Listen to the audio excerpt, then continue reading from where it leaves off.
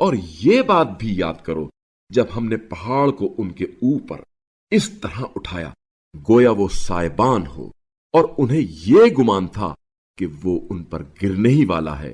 ہم نے ان سے کہا جو کچھ ہم نے تمہیں دے رکھا ہے پوری قوت کے ساتھ اس سے متمسک رہو، اور جو کچھ اس میں ہے اسے یاد رکھو، شاید کہ تم تقوی والے بن جاؤ۔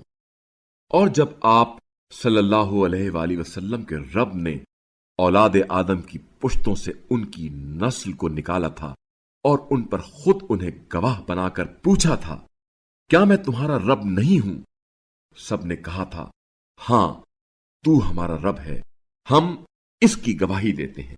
یہ اس لیے ہوا تھا کہ قیامت کے دن تم یہ نہ کہہ سکو کہ ہم تو اس بات سے بے خبر تھے، یا یہ کہو کہ شرک تو ہم سے پہلے ہمارے باپ دادا نے کیا تھا اور ہم تو ان کے بعد کی اولاد ہیں، تو کیا اہل باطل کے قصور کے بدلے میں ہمیں ہلاکت میں ڈالو گے؟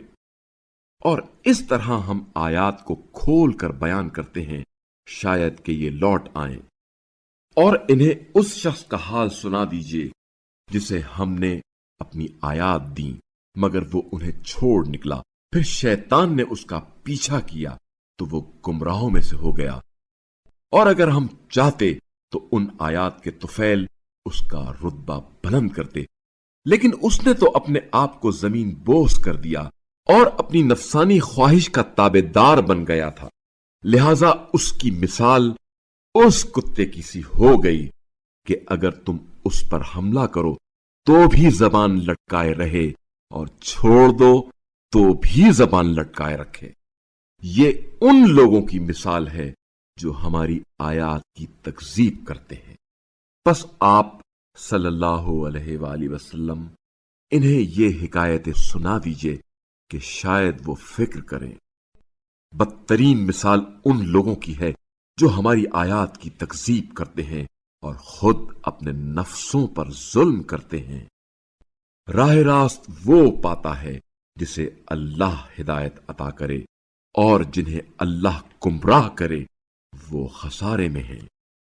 اور بتحقیق ہم نے جن و انس کی ایک کثیر تعداد کو گویا جہنم ہی کے لیے پیدا کیا ہے۔